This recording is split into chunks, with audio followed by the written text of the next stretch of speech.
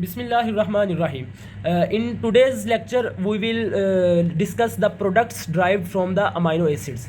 सो ये एक हमारा चैप्टर है जिसमें हम अमाइनो एसिड से प्रोडक्ट्स जो ड्राइव होते हैं उनको डिस्कस करते हैं. सबसे पहले आ जाता है हमारे पास कैटेकोलामाइंस. कैटेकोलामाइंस में हमारे पास 3 मेजर कंपाउंड्स आ जाते हैं, जिसमें पहला है डोपामिन, सेकेंड वन है norepinephrine and the third one is epinephrine. इन तीनों को कलेक्टिवली हम कैटेकोलामाइंस कहते हैं. अब इनकी सेंसेस देखते हैं. इनकी सेंसेस स्टार्ट होती है टायरोसिन से, और टायरोसिन कैसे बनता है ये हमने बताया हुआ है. फिनाइल एलेनिन की हाइड्रोक्सिलेशन से बन जाता है.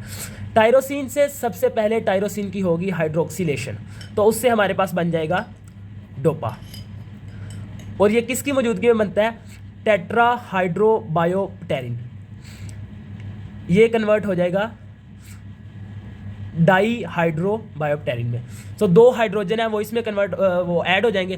सो टायरोसिन से डोपा कन्वर्जन हो गई, और ये कन्वर्जन होती है टायरोसिन हाइड्रोक्सिलेज इंजाइम की वजह से. Tyrosine hydroxylase. देन अब ये जो डोपा है इसकी होगी डीकार्बोक्सिलेशन, और ये कन्वर्ट हो जाएगा डोपामीन में. सो the enzyme will be tyrosine D carboxylase. ठीक है. अब हमारे पास डोपामिन बन गया. डोपामिन से अब हमारे पास डायरेक्ट बनेगा नोर एपिनेफ्रिन, जो कि हमारे पास हाइड्रोक्सिलेशन से ही बनेगा. तो एंजाइम होगा डोपामिन हाइड्रोक्सिलेज. लेकिन इसमें फ़र्क ये होगा कि ये टेट्राहाइड्रोबायोप्टेरिन की मौजूदगी में नहीं, बल्कि ऑक्सीजन, कॉपर और vitamin C dependent hydroxylation reaction है. और देन नोर एपिनेफ्रिन से हमारे पास बनेगा एपिनेफ्रिन, जो कि मिथाइलिन ग्रुप ऐड करने से होगा, और वो मिथाइलिन ग्रुप पाएगा सैम से.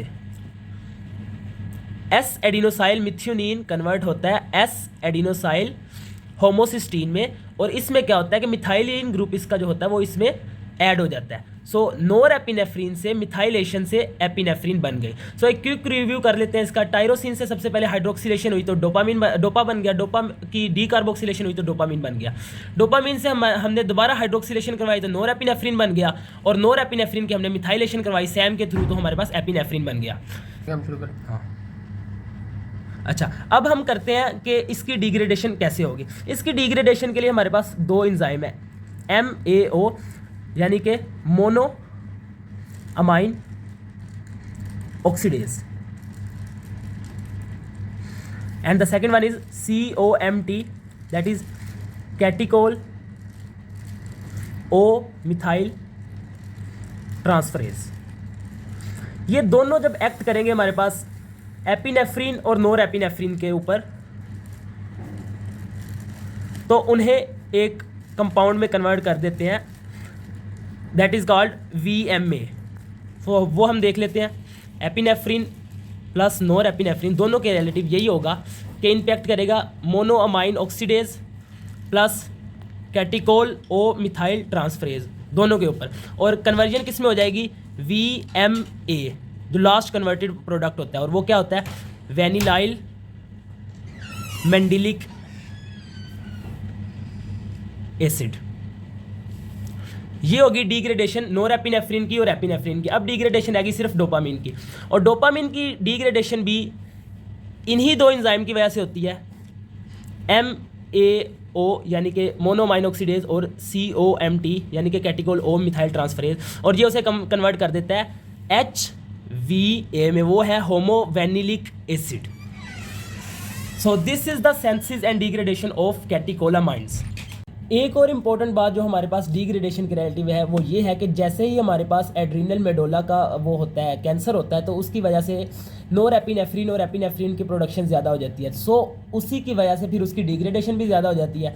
सो वेनिलाइल मेंडेलिक एसिड जो है हमारे पास यूरिन में इसकी कंसनट्रेशन बढ़ जाती है। तो इस कंडीशन को हम नाम देते हैं फियोक्रोमोसाइटोमा, जो कि एड्रीनल मेडोला का कैंसर होता है, जिसकी वजह से हमारे पास प्रोडक्शन ऑफ वेनिलाइल मेंडेलिक एसिड बढ़ जाती है और फिर वो यूरिन में उसकी एक्सक्रीशन भी बढ़ जाती है। Next we have creatine. So creatine is synthesized from glycine plus arginine. They will convert into guanidinoacetate. अब guanidinoacetate की मिथाइलेशन होती है उसी सैम ग्रुप के through. SAM is S adenosyl methionine, इसके थ्रू इसकी होगी मिथाइलेशन और अब ये कन्वर्ट हो जाएगा क्रिएटिन के अंदर। सो this is the synthesis of creatine.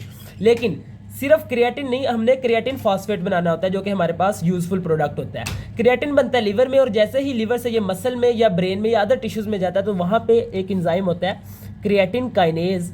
In the presence of ATP creatine is converted into creatine phosphate. So importance is this के क्रिएटिन फॉस्फेट है, ये जो हाई एनर्जी बॉन्ड है ये ज़रूरत पड़ने पर एडीपी को एटीपी में कन्वर्ट कर देता है। सो हम कह सकते हैं कि ये हमारे पास एटीपी का एक सोर्स हो जाता है जब हमें ज़रूरत होती है, स्पेशली जब हम मसल्स को एक्सरसाइज के दौरान यूज़ करते हैं तो ये as a source of energy act करता है। और इसकी डिग्रेडेशन क्या है कि क्रिएटिन फॉस्फेट स्पॉन्टेनियस साइक्लाइजेशन से साइक्लाइज हो जाता है और क्रिएटिनिन में कन्वर्ट हो जाता है। अब क्रिएटिनिन जो है ये हमारे पास किडनी के थ्रू एक्सक्रीट हो जाता है और किडनी के थ्रू इसकी एक्सक्रीशन किडनी की फंक्शनिंग का भी एक टेस्ट होता है क्रिएटिनिन की। Then we have serotonin. Serotonin is produced from tryptophan in the same way dopamine is produced from tyrosine. First of all there will be hydroxylation, so the enzyme is tryptophan hydroxylase,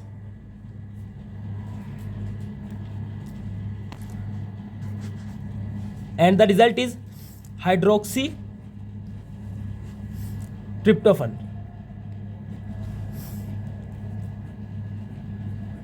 Then in the same way there will be decarboxylation, so we can say tyrosine decarboxylase will convert hydroxy बल्कि tyrosine tryptophan decarboxylase will convert hydroxy tryptophan to serotonin और इसकी hydroxylation भी dependent होगी टेट्राहाइड्रोबायोप्टेरिन पे। सो summary ये है कि tryptophan hydroxylase इसकी हाइड्रोक्सिलेशन करेगा टेट्राहाइड्रोबायोप्टेरिन को यूज करते हुए और देन हाइड्रोक्सी ट्रिप्टोफन कन्वर्ट होगा सीरोटोनिन में डीकार्बोक्सिलेशन से। डीकार्बोक्सिलेशन मीन कार्बन डाइऑक्साइड को रिमूव करेंगे। Then is degradation.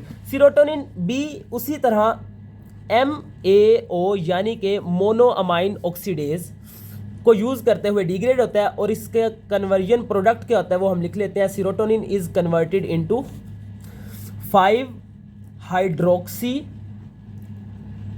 Indole acetic acid, इसे हम लिख सकते हैं 5HIAA five hydroxy indole acetic acid using monoamine oxidase.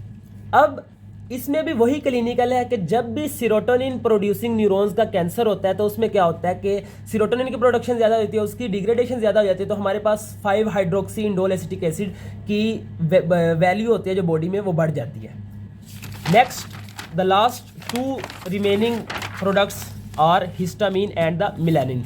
Histamine is produced directly from decarboxylation of histidine. Histidine होगा उसकी होगी डीकार्बोक्सिलेशन और उससे बन जाएगा हिस्टामिन। और उसके बेसिक दो फंक्शंस हैं हिस्टामिन के, HCl production and broncho constriction. मतलब कि HCl प्रोड्यूस करवाएगा स्टमक से और ब्रोंको कंस्ट्रिक्शन कराएगा लंग्स में। इसके रिलेटिव क्लिनिकल इंपॉर्टेंस ये है कि जब भी हमें गैस्ट्रिक रिफ्लक्स होता है तो उसमें हम क्या करते हैं कि हिस्टामिन के H1 रिसेप्टर्स होते हैं वो ब्लॉक कर देते हैं ताकि हिस्टामिन HCl रिलीज ना करवा सके। और जब भी एलर्जी होती है हम हिस्टामिन के जो रिसेप्टर होते हैं ब्रोंको कंस्ट्रिक्शन के रिलेटिव उनको ब्लॉक कर देते हैं ताकि हिस्टामिन ब्रोंको कंस्ट्रिक्शन ना करवा सके। Then we have melanin. Melanin production is from tyrosine but is bit different than dopamine production. Tyrosine is converted into dopa, but here hydroxylation reaction will be dependent on Cooper. Enzyme will be same, tyrosine hydroxylase. And then this dopa first will be oxidized and then will be polymerized to form melanin. ठीक है, अब melanin बन गया। और इसकी अब clinical importance ये है कि जब भी कभी चाहे इधर ब्लॉकेज हो या इधर ब्लॉकेज हो इस पाथवे में मेलानिन की प्रोडक्शन कम हो जाती है। और मेलानिन की प्रोडक्शन जब कम होती है तो उसे कहते हैं एल्बिनिज्म। और मेलानिन क्या करता है, स्किन की पिगमेंटेशन करवाता है। तो हमें ये क्लिनिकली जो हमें नजर आएगा वो ये है कि उसकी स्किन की पिगमेंटेशन, हेयर की पिगमेंटेशन कम होगी। और इसके रिलेटिव एक और बात यह है वो ये है कि जब मेलानिन की प्रोडक्शन कम होती है तो स्किन कैंसर है उसके चांसेस बढ़ जाते हैं। That's it.